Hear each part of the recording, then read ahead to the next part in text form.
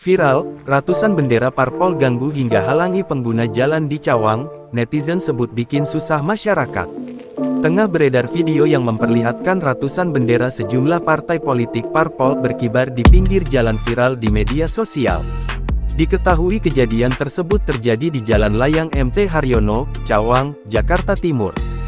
Video tersebut awalnya diunggah oleh akun Instagram @ahmadafif_Abdullah dan diunggah ulang oleh akun medsos lainnya.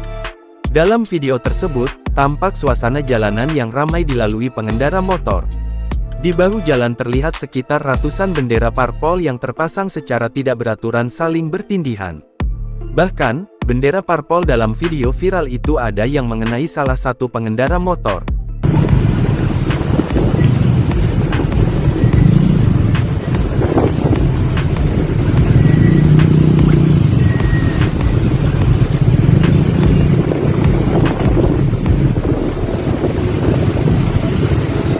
Bendera parpol yang berkibar itu menghalangi pandangan pengendara motor yang lewat di dekatnya dan sedang terkena macet itu. Sontak saja unggahan tersebut pun mengundang berbagai komentar warganet.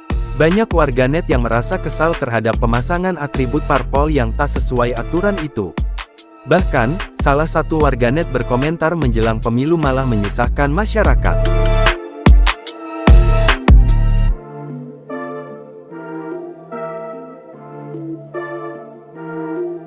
Download Tribun X sekarang, menghadirkan lokal menjadi Indonesia.